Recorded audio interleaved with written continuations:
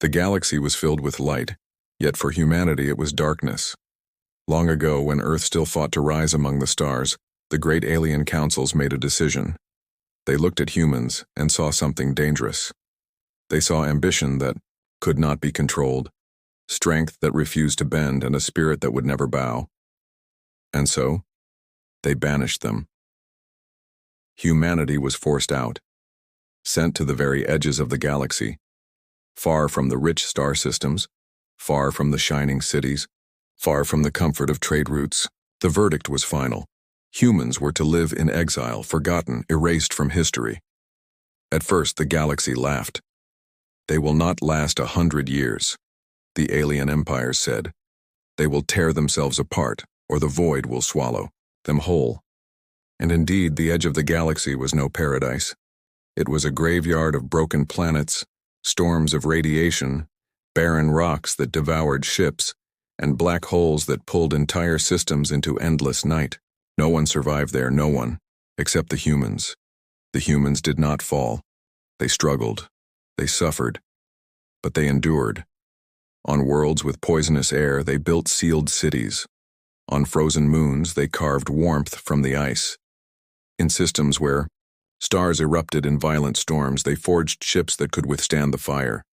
The galaxy had thrown them into death, but instead of dying, they learned how to tame death itself. Generations passed. Humanity stopped dreaming of return. They stopped looking at the galactic maps filled with alien empires who once ruled over them. Instead, they looked inward, toward survival, toward strength. They studied every harsh world, every deadly storm, every impossible condition, and they made it their home. While the rest of the galaxy lived in comfort, humanity lived in trial. By fire, children grew up not on soft green worlds but on barren deserts with storms that ripped metal apart. Soldiers were not trained in simulation rooms, but in real wars against alien predators that could tear tanks in half. Scientists did not sit in grand universities with endless funding. They worked in hidden stations where one mistake meant death, where only brilliance could save them. And slowly, a change came. Humans no longer feared the edge of the galaxy. They mastered it. But the galaxy forgot them. For thousands of years, not a whisper of humanity reached the councils. In their great halls, aliens spoke of politics, of trade, of fleets and alliances, never realizing that the very species they once exiled had not only survived, but thrived. Humanity became a shadow, a myth. Children in alien schools were told stories. Long ago, there were dangerous humans, but they are gone now, forgotten. Yet not all forgot. Some explorers, daring and foolish, reached the forbidden edges. Some returned, broken and terrified. They spoke of ships unlike any other. Black steel vessels that moved without sound, weapons that glowed like captured suns, and soldiers with eyes cold as ice. But the councils laughed again. Myths, they said. Exaggerations. The reports were buried. No one wanted to believe, but deep in the darkness, the humans remembered. They remembered the insult. They remembered the betrayal. They remembered how the galaxy cast them aside. And though centuries passed, though empires rose and fell, humanity never forgot. They built in silence, they grew in strength, and above all, they waited. Then came the storm. It began on the far rim where a new enemy appeared. Not a simple empire, not a rival fleet, but something worse. A hunger that devoured entire systems, a force the galaxy could not stop. Worlds burned, armadas fell. The mighty empires who once laughed now screamed for help. They sent messages across the stars, begging for allies, begging for salvation. But the galaxy was dying, and no one could stand against the darkness. Until shadows moved in the void. It happened one night above, a dying world. Alien fleets were cornered, their ships burning, their cities collapsing. The enemy closed in, unstoppable, merciless. And then, the stars shifted. Out of hyperspace came ships no one recognized. They were vast, black, shaped like blades. Their hulls carried no markings the aliens knew, only a single emblem, an old symbol, forgotten in time. the emblem of Earth. Silence fell. Could it be? The humans, banished, forgotten, had returned. The alien captains watched, confused. Surely these ships were a relic, an accident. Surely humans were weak, primitive. But when the black ships opened fire, the stars themselves seemed to tremble. Beams of energy ripped through the enemy fleet. Shields collapsed like paper. Dreadnoughts that had destroyed entire worlds exploded into dust. In a single moment, the impossible became real. The humans had returned, and they were not the same. The survivors whispered in fear. What had exile turned them into? What had centuries in the dark, at the edge of death, created? No one knew. But one thing was certain. The galaxy's silence was broken. Humanity had risen from the ashes. And this time, they had come back as something far greater. Not as victims, not as exiles, but as a superpower the galaxy was not ready for.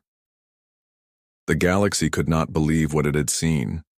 For the first time in thousands of years, human warships stood once again in the open sky. But these were not the small, fragile ships that had been banished long ago. These were giants of steel, forged in fire, hardened by centuries of struggle. Every line of their design spoke of power. Their hulls were jagged like mountains, their engines burned like small suns, and their weapons glowed with a light that no alien scientist could explain. The aliens who survived that first battle stared, in shock. They had called for help from their closest allies, but it was not their allies who came. It was the forgotten humans. The humans who were supposed to be weak, broken, gone. Now they stood like gods on the battlefield. At first, some believed it was a trick. "This cannot be humanity," whispered an alien commander, his voice trembling as he watched human beams cut through the enemy's largest ships. It must be another empire wearing their name. But deep inside they knew. The symbol was real. The fury was real. Humanity had returned. The battle became legend in one night. Where alien fleets had fallen like dry leaves, the human fleet carved a path of fire. The enemy, who had devoured entire worlds, suddenly found themselves hunted. Their strongest cruisers shattered in seconds. Their monstrous carriers, which had carried millions of troops, were torn apart with blasts so bright they turned night into day. And when the last enemy ship tried to flee, a single human vessel chased it down. The black warship moved faster than any craft had a right to, caught the fleeing dreadnought and split it in two with one strike. The galaxy had never seen such power. But the true shock was not the weapons. It was the silence. The human fleet did not answer hails. They did not speak to the alien commanders. They did not send messages of friendship or declarations of war. They fought, destroyed the enemy, and then they waited. Black ships stood in orbit, watching, as if deciding what to do next. On the ground, alien civilians trembled. Some cried, out in fear, remembering old stories of humanity's cruelty, stories told to scare children into obedience. Others fell to their knees, believing these humans were saviors sent by the universe itself. And in the council chambers of the galaxy's great empires, chaos erupted. The elder races, those who had banished Earth so long ago, now faced the truth. The decision they once made, to exile humanity, had created something far worse than they ever imagined. If humans had remained under council control, maybe they could have been contained, but now they had grown beyond anyone's reach. In a grand chamber lit by blue fire, the Council of Suns gathered. Alien leaders shouted over each other, their voices filled with fear. "We must reach out before it is too late," one declared. "No," another hissed. "If we bow to them now, they will enslave us." Others whispered of extermination. "Strike now before their fleets spread. Destroy them before they grow stronger." But the truth weighed heavy. The battle reports were clear. Even the combined fleets of 5 great empires would not match what humanity had become. The numbers did not lie. Humanity had weapons beyond calculation, ships beyond comprehension. And soldiers, rumors spoke of soldiers, who were more machine than flesh, who fought like demons, who could survive wounds that would kill any other being. The galaxy faced a choice. But while they argued, while they plotted and whispered, humanity made their own move. The human flagship descended into orbit above the ruined world. Its hull was dark, its engines silent, but its presence filled the skies like thunder. Finally, a message came. Not through soft greetings, not through diplomacy, but through a voice broadcast on every channel, in every language known to the galaxy. The voice was calm, cold, human. We were banished. We were forgotten. But we endured. This is our warning. Do not mistake us for the people you once cast aside. We are not the same. Silence followed. Across the galaxy, billions held their breath. The voice continued. The enemy you fear, we will face it, but never again will humanity kneel. We owe you nothing. Remember this. The edge of death made us strong, and we will never be banished again. The message ended, and with it, the truth became clear.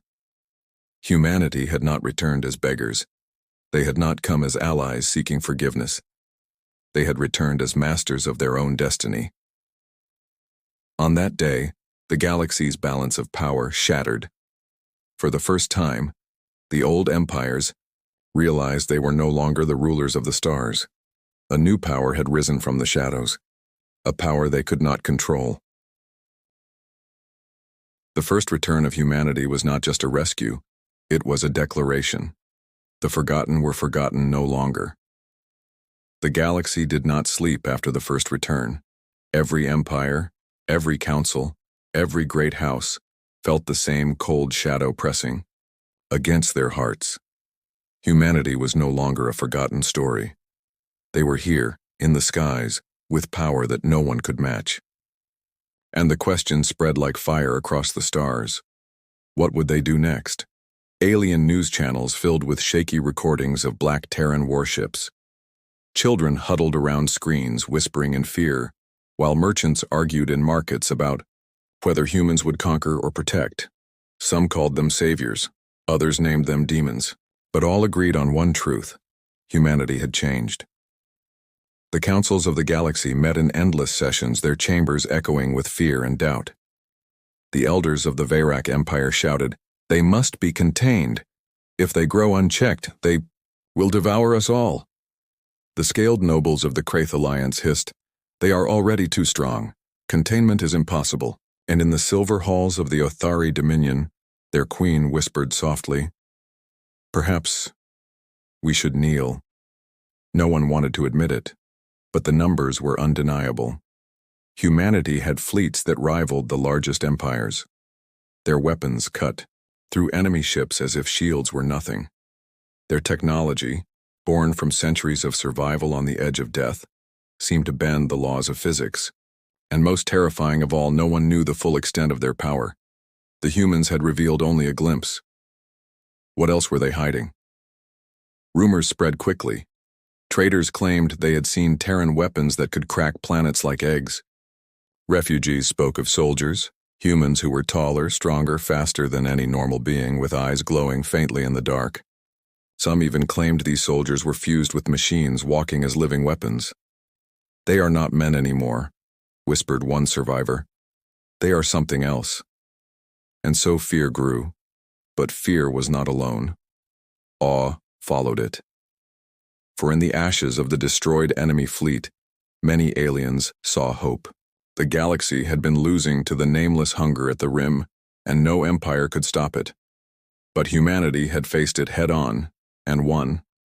Some races began to pray to them, calling them the children of the void, saviors born from exile. Whole colonies sent messages begging the humans for protection, yet humanity did not answer. The black fleets lingered on the edge of known space, watching, waiting. Sometimes they appeared in battle to shatter the nameless enemy, and then vanished without a word. Sometimes they ignored desperate cries for help. No one could predict their actions. They were not conquerors, not saviors, not raiders. They were something far more dangerous, unpredictable. Inside the council chambers, this unpredictability caused terror. Some leaders demanded alliances. We must welcome them back into the fold, they said. Better to stand beside them than against them. Others demanded preemptive war. Strike now before they strike us. But none dared send fleets against humanity. The memory of burning dreadnoughts destroyed in seconds kept their courage chained. Instead, spies were sent. Secret ships moved into the dark, trying to follow the human fleets. Most never returned. The few that did spoke of impossible sights. Vast shipyards hidden in dead systems, stations orbiting neutron stars, colonies thriving on worlds where no other species could survive. Humanity had turned the galaxy's trash into treasure, the unlivable into fortresses. The edge of the galaxy was no longer a graveyard, it was a kingdom, and it belonged to Earth. The fear grew so great that some empires began to rewrite history. In schools, teachers were ordered to stop telling children that humans were weak and dangerous. Instead, they began to teach caution. Humans are not like us, they told their students. They are forged in suffering. They do not break. They only grow stronger. Still, whispers of rebellion appeared. Some alien commanders, proud and arrogant, believed humanity was only bluffing. No species can rise so high in so little time, they said. They pretend to be powerful. They pretend to be gods. These commanders gathered fleets and marched toward the human border, seeking to test the truth. None returned. Their fleets were reduced to wreckage within hours. The black ships did not even take prisoners. Messages were sent back, cold and final. Do not cross into our space. You exiled us once. You will not touch us again. The galaxy trembled. Humanity had drawn a line in the stars and no one dared cross it. Not yet. But still the question remained. What did humanity want? If they wished for revenge, the galaxy would burn. If they wished for conquest, no empire could stop them. If they wished for peace, perhaps hope still lived. But no one knew. The humans spoke rarely, and when they did, their words were heavy with warning. In the great chambers of power, silence grew after every debate. No one wanted to say it aloud, but everyone thought it. We made a mistake. We should never have banished them. We created our own doom. And far beyond those chambers, on ships built in the shadows of dead stars, humanity watched. They remembered the laughter, the exile, the betrayal. They remembered being called weak. And now they held the galaxy in their hands. Fear and awe. That was humanity's gift to the galaxy. And it was only the beginning. The galaxy could not hold its fear any longer. For months, whispers of humanity's power had spread across star systems. Traders spoke of black fleets that appeared like shadows, destroyed enemies, and vanished again. Refugees swore they saw human soldiers who could fight entire squads alone.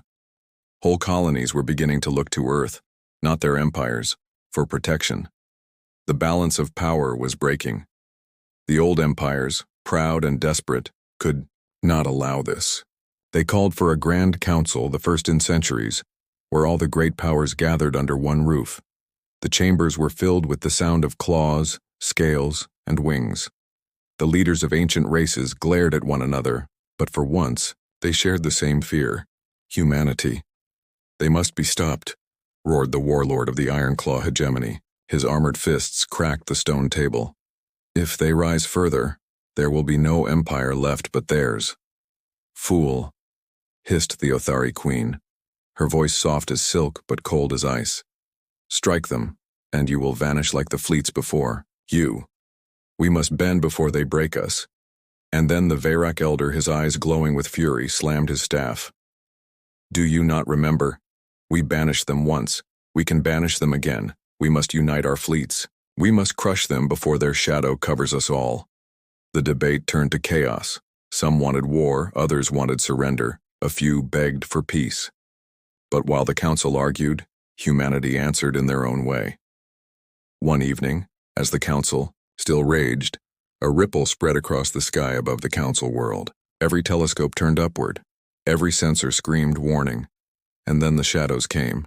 A fleet unlike any seen before emerged from hyperspace, black steel cutting across the stars. Ships larger than cities, their hulls glowing faintly with symbols, unknown to alien science. They moved slowly, deliberately, until they surrounded the Council world. Not a single weapon fired. Not a single threat was spoken. But every alien heart froze. The humans had arrived. Panic tore through the Council chambers. Leaders shouted for weapons, for shields, for evacuation. But before a single command could be given, the human flagship opened a channel. A figure appeared. A human commander. His uniform was simple, black as the void, with no medals or banners. Only his eyes burned with cold fire. He spoke in clear, simple words translated into every tongue. You cast us out. You thought we would die. You thought the void would swallow us. But we lived. We grew. And now you sit in fear of what we became. No one in the chamber moved.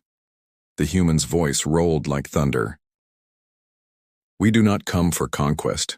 We do not come for peace. We come for truth. You called us dangerous. You were right. The void forged us into something greater, and we will never kneel again. The words hit like strikes of lightning. Some counselors trembled. Others growled in rage. But none dared to speak back. And then, as if to prove his words, the human commander raised a hand. A smaller ship broke formation, drifting into open space. With one command, it fired a single shot at the empty void. The beam ripped open space itself, tearing a hole into the blackness. The stars bent. The fabric of reality screamed. And then the tear closed. Silence followed. The message was clear. Humanity's weapons did not simply destroy ships. They could unmake existence itself. The commander's final words chilled the galaxy. You fear us. Good. Fear will keep you from repeating your mistakes. We do not seek your wars, but if you bring war to us, we will end it. This is our promise. Never again will humanity be banished. The transmission ended. The black fleets turned and vanished into hyperspace, leaving the Council world silent. Not a single shot had been fired, but every empire knew. They had just been conquered. Not by war, but by fear. In the days that followed, chaos spread across the galaxy. Some empires rushed to sign treaties with Earth, offering tribute, resources, and promises of loyalty. Others built weapons in secret, preparing for a war they knew they could not win. A few leaders tried to speak of peace, but their voices were drowned by fear. On the streets of alien cities, crowds chanted the human name. Some cursed it, some praised it, but all remembered it. Children asked their parents, "Are the humans gods?" Priests declared new prophecies. Soldiers trained harder, knowing one day they might face them. The galaxy had not only seen humanity's strength, they had felt it in their bones. But deep within humanity's own fleets, the soldiers and commanders were silent. They remembered centuries of exile, centuries of pain. They did not want the galaxy's worship. They did not want its pity. They wanted only one thing: never to be weak again. The confrontation was over, but its shadow remained. The galaxy now lived with a new truth. Humanity had returned, and the stars themselves bent under their will. The galaxy had changed forever. After the confrontation, no empire dared to pretend that humanity was weak. No council spoke of banishment anymore. Every world, every race, every ruler now carried the same thought. A new superpower had risen, and it was human. Across the stars, the shift was clear. Fleets once feared, now hesitated at the edge of Terran space. Entire empires redrew their maps, marking human borders with trembling hands. The black fleets did not expand recklessly, but wherever they lingered, silence followed. The stars themselves seemed heavier when humanity's ships passed. But power does not only live in warships. It lives in whispers, in markets, in the hearts of people. Traders who once mocked Earth now begged for Terran goods. Their metals were stronger, their medicines more effective, their machines more advanced. Even the richest empires could not match them. In secret, rulers traded for Terran technology, desperate to hold even a fragment of what humanity had mastered. And yet, The most shocking change was not fear. It was loyalty. Whole colonies, alien colonies, turned their eyes away from their own empires and toward Earth. They had seen who destroyed the nameless enemy. They had seen who stood when the galaxy crumbled, and they chose to believe in humanity. One such world, Carrion, once a jewel of the Veyrak Empire, declared openly, "We do not recognize the Council. We recognize Earth." Its leaders sent a message straight into the void, a plea but also a vow. "We were left to die. You saved us. From this day, we are yours." The Veyrak Empire raged. They sent fleets to punish Carrion, but the fleets never returned. Days later, a Terran message was broadcast. "We do not ask for loyalty, but if it is given freely, we will protect it. Strike them again, and you strike us." The message ended there, but its weight shook every empire.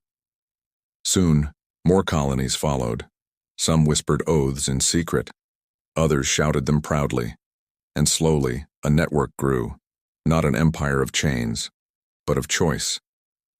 Humanity was not forcing the galaxy to kneel. The galaxy was kneeling on its own. Still, not everyone accepted this new order. The Iron Claw hegemony, proud and furious, swore they would never bow to exiles. They built a fleet larger than any in their history, pouring every resource, every soldier, into one final gamble. "We will crush the humans," their warlord declared. "We will remind the galaxy who rules the stars." The fleet launched with fire and fury. It never reached human space. In the dark between galaxies, the Terran Armada met them. The battle was swift. Entire Iron Claw legions vanished in blasts of light. Their warlord's flagship was split apart in a single strike. When the smoke cleared, the Terran commander's voice echoed across the galaxy once again. "Your age of dominance is over. The galaxy is free to stand or to fall, but humanity will not be chained again." The Iron Claw hegemony ceased to exist within days. Its worlds rose in rebellion, its soldiers deserted, and its name became nothing more than dust in the records. The lesson was clear. To fight humanity was to choose death, but humanity did not become tyrants. They did not demand thrones or crowns. Instead, they built something new. They called it the Terran Accord, an agreement, not an empire. Worlds could join if they wished. They could leave if they wished. But those who joined were protected by the full strength of humanity. At first, only a handful dared, then dozens, then hundreds. Within a generation, the Accord stretched across more space than any empire had ever claimed. Not through war, but through trust, through choice, through the shadow of power. And in the heart of it all, Earth itself became a beacon. No longer the broken homeworld of a banished people, it now stood as the capital of the strongest alliance in the galaxy. Its skies burned with fleets, its cities glowed with alien lights, its people walked alongside countless races who once despised them. Humanity had turned exile into empire, and fear into loyalty. Yet still, questions remained. Some whispered that the humans had only shown a fraction of their true strength. Others feared what they might do if the galaxy betrayed them again. And in quiet corners of the stars, voices whispered, "If this is what exile created, what will humanity become in 1,000 years more?" But one truth no one could deny. Humanity had returned. They were no longer the forgotten, no longer the banished. They were the superpower of the galaxy, and the stars would never be the same again.